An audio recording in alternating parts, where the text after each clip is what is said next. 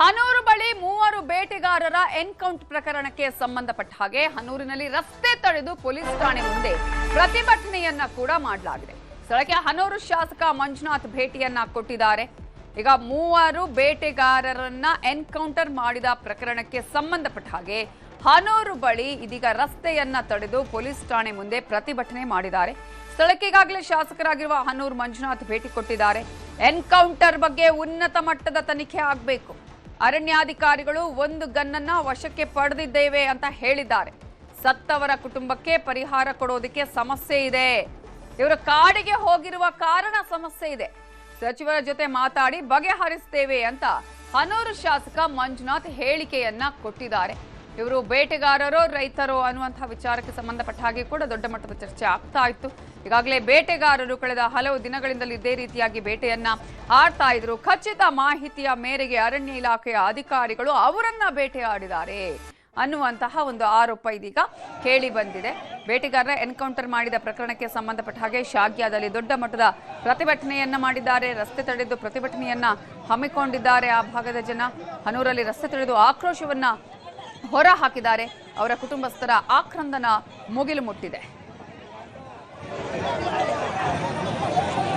ಬೆಳಗ್ಗೆ ಇದು 5:30 ನಡೆರ್ತಕ್ಕಂಥ ಘಟನೆ. ಸೊ ಬೆಳಗಿನ ಜಾವ ಕತ್ಲಲ್ಲಿ ಸ್ವಲ್ಪ ಯಾರಿಗೂ ಕ್ಲಾರಿಟಿ ಇಲ್ಲ. ಸೊ ಇಷ್ಟು ಒಂದು ಜನ ಸ್ವಲ್ಪ ಈಗ ಆಕ್ರೋಶ ಭರಿತರಾಗಿದ್ದಾರೆ ಕುಟುಂಬಸ್ಥರು ಎಲ್ಲರೂ. ಘಟನೆ ನಡಿಬಾರ್ದಿತ್ತು.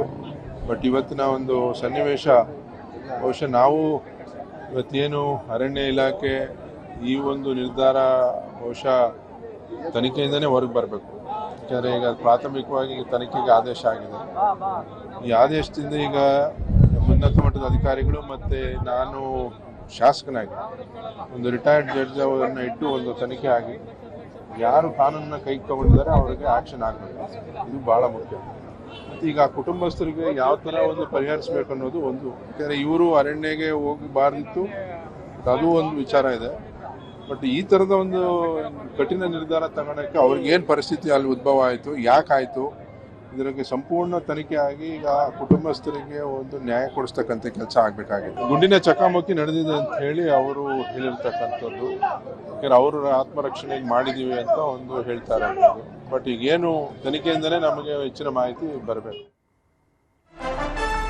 ಬೆಳಗಿನ ಜಾವಾರಿ ಇವರೆಲ್ಲರೂ ಕೂಡ ಯಾಕೆ ಕಾಡಿಗೆ ಹೋಗಿದ್ದು?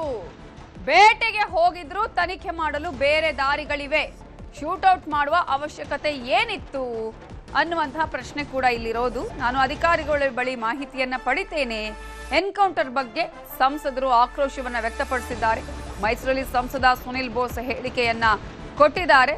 ಬೆಳಗಿನ ಜಾವ ಇವರೆಲ್ಲರೂ ಯಾಕೆ ಕಾಡಿಗೆ ಹೋದ್ರು, ಈಗ ಇವರು ಬೇಟೆಗೆ ಹೋಗಿದ್ರು ಅನ್ನೋದಾದ್ರೂ ಕೂಡ ತನಿಖೆ ಮಾಡೋದಕ್ಕೆ ಬೇರೆ ಬೇರೆ ದಾರಿಗಳಿವೆ. ಆದ್ರೆ ಶೂಟೌಟೇ ಕೊನೆಯ ಕಾರಣನ ಈ ರೀತಿಯಾಗಿ ಮಾಡೋದಕ್ಕೆ, ಅಥವಾ ಶೂಟೌಟೇ ಕೊನೆ ಪರಿಹಾರನ? ಶೂಟೌಟ್ ಮಾಡುವ ಅವಶ್ಯಕತೆ ಏನಿತ್ತು? ಇದ್ರ ಬಗ್ಗೆ ಅಧಿಕಾರಿಗಳ ಬಳಿ ಮಾಹಿತಿಯನ್ನು ಪಡಿತೀನಿ ಅಂತ ಹೇಳಿ ಸಂಸದ ಸುನಿಲ್ ಬೋಸ್ ಈಗ ಹೇಳಿಕೆಯನ್ನ ನೀಡಿದ್ದಾರೆ. ಮಾಡಬಹುದಿತ್ತು, ಬಟ್ ಇದು ಆಗಬಾರ್ದಿತ್ತು. ಬಟ್ ಇದು ಯಾರು ತಪ್ಪಿಸಿದ್ದಾರೆ ಅವರು.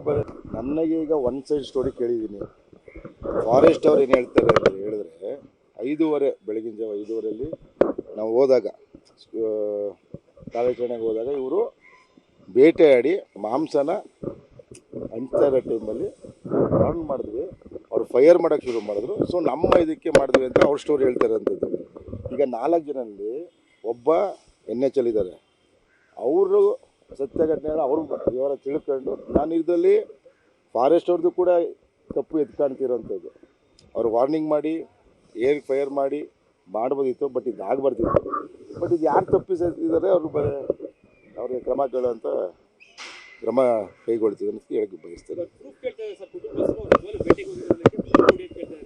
ಅಲ್ಲ, ಅವ್ರು ಹೇಳೋವಂಥದ್ದು ಸರ್ 5:30 ಬೆಳಗ್ಗೆ ಅರಣ್ಯ ಪ್ರದೇಶ ಅಂದರೆ ಏನು ರಿಸ್ಟ್ರಿಕ್ಷನ್ ಏರಿಯಾ ಇದೆ, ಅದಕ್ಕೆ ಹೋಗಾಗಿ ಏನಕ್ಕೆ ಹೋಗಿದ್ರು ಅಂತ ಫಾರೆಸ್ಟ್ ಅವ್ರಿಗೆ ಕೇಳ್ತಾರೆ ಅಂಥದ್ದು. ಬಟ್ ನಾವು ಒನ್ ಸೈಡ್ ಸ್ಟೋರಿ ಕೇಳಿರೋಂಥದ್ದು.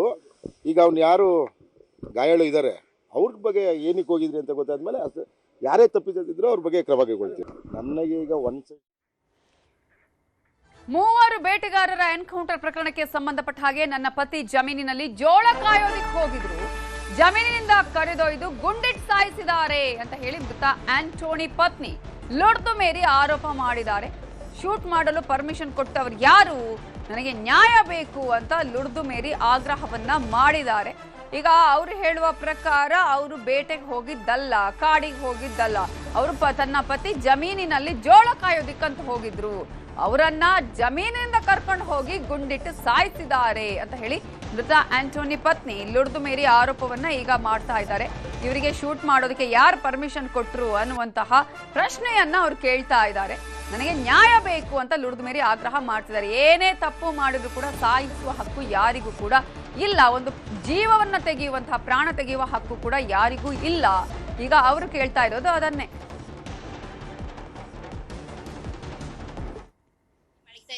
ನಮ್ ಗಂಡ ಜಮೀನಲ್ಲಿ ಮಲಗ್ತಾ ಇದ್ದ.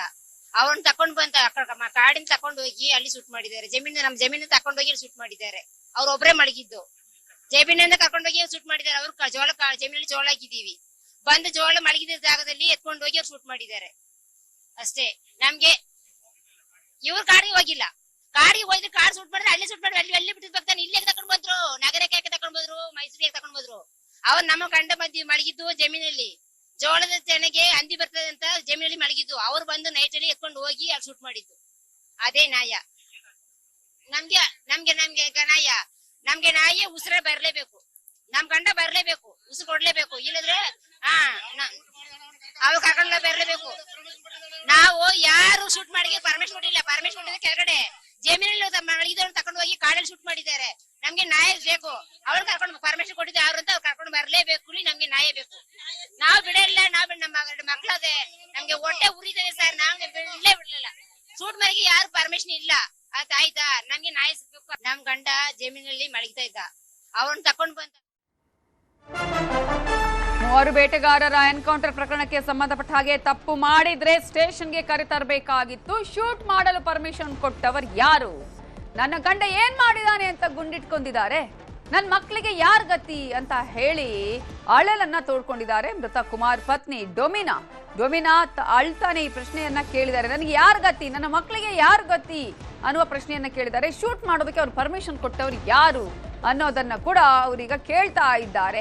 ಈ ರೀತಿಯಾಗಿ ನನ್ನ ಗಂಡನನ್ನ ಸಾಯಿಸಿದ್ದಾರಲ್ಲ, ಅವರಿಗೆ ಪ್ರಾಣ ತೆಗೆಯೋದಕ್ಕೆ ಹಕ್ಕು ಕೊಟ್ಟವರು ಯಾರು, ಶೂಟ್ ಮಾಡೋದಕ್ಕೆ ಪರ್ಮಿಷನ್ ನೀಡಿದವರು ಯಾರು ಅಂತ ಹೇಳಿ ಇದೀಗ ಮೃತ ಕುಮಾರ್ ಪತ್ನಿ ಡೊಮಿನಾ ಅಳಲನ್ನ ತೋಡ್ಕೊಂಡಿದ್ದಾರೆ.